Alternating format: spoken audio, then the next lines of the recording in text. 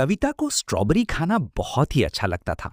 जब भी वो बाजार जाती या कहीं स्ट्रॉबेरी देखती, उसके मन में एक ही ख्याल आता कि काश वो अपने घर पर ही ताजी और मीठी स्ट्रॉबेरी उगा सके।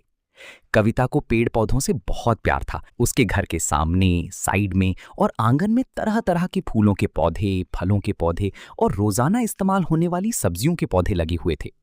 उसका घर हमेशा हरियाली और फूलों की खुशबू से भरा रहता था। एक दिन कविता ने तय किया कि इस बार वो अपने घर पर ही स्ट्रॉबेरी उगाएगी।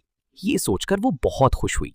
उसने अपनी मारुति सुजुकी स्विफ्ट कार निकाली और बाजार जाने के लिए तैयार हो गई। मौसम भी बहुत सुहाना था, इसलिए सफर और भी अच्छा लग रहा था। कुछ ही देर में कविता बाजार पहुंच गई। बाजार पहुंचने के बाद वो सीधे बीजों की दुकान पर गई। वहां उसने अलग अलग तरह के बीज देखे, लेकिन उसकी नजर स्ट्रॉबेरी के बीजों पर जाकर रुक गई। उसने खुशी खुशी स्ट्रॉबेरी सीड्स का एक पैकेट खरीद लिया। इसके साथ ही उसने 6 पीस ग्रो बैग भी खरीदे ताकि पौधों को अच्छी तरह उगाया जा सके। सारी जरूरी चीजें खरीदने के बाद कविता वापस अपनी कार में बैठी और अपने घर की ओर चल पड़ी। कुछ देर बाद कविता अपने घर पहुंच गई। उसने अपनी कार को आराम से पार्किंग में खड़ा किया और सामान लेकर अंदर चली गई। घर के चारों तरफ लगे पौधों को देखकर उसका मन और भी खुश हो गया। अब कविता अपने नए काम की तैयारी में लग गई। उसने एक बड़ा प्लास्टिक कंटेनर लिया, फिर उसमें कोकोपीट, वर्मी कंपोस्ट और गार्डन मिट्टी डाली। कविता ने इन तीनों चीजों को बहुत अच्छी तरह मिलाया ताकि पौधों को पोषण से भरपूर मिट्टी मिल सके।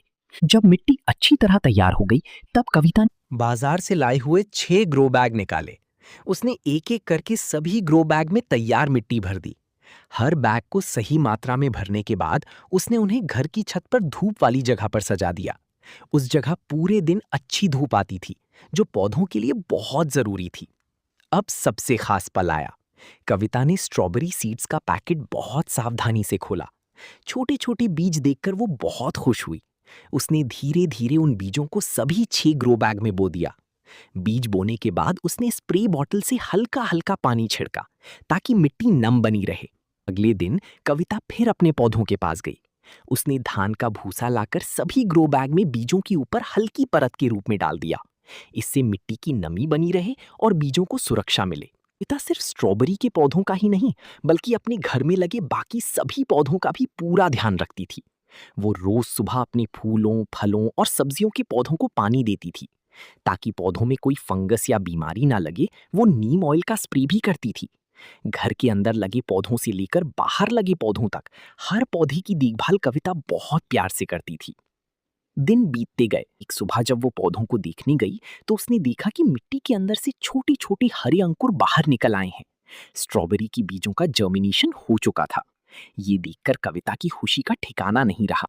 उसके चेहरे पर मुस्कान आ गई, क्योंकि उसका सपना धीरे धीरे सच हो रहा था। कविता रोज पौधों की देखभाल करती रही। समय पर पानी देना, जरूरत के अनुसार खाद डालना और नीम ऑयल का स्प्रे बनकर उसकी रोज की आदत बन गई। कुछ ही दिनों में छोटे छोटे पौधे बड़े और घने होने लगे। हरी भरी पत्तों से ग्रो बैग भरने लगे। ये नजारा देखकर कविता को बहुत सुकून मिलता था। धीरे धीरे स्ट्रॉबेरी के पौधों में फूल आने शुरू हो गए। छोटे छोटे सफेद फूल देखकर कविता बहुत खुश हुई। वो हर दिन पौधों को देखकर मुस्कुराती और सोचती कि अब जल्द ही उसे अपनी मेहनत का फल मिलने वाला है।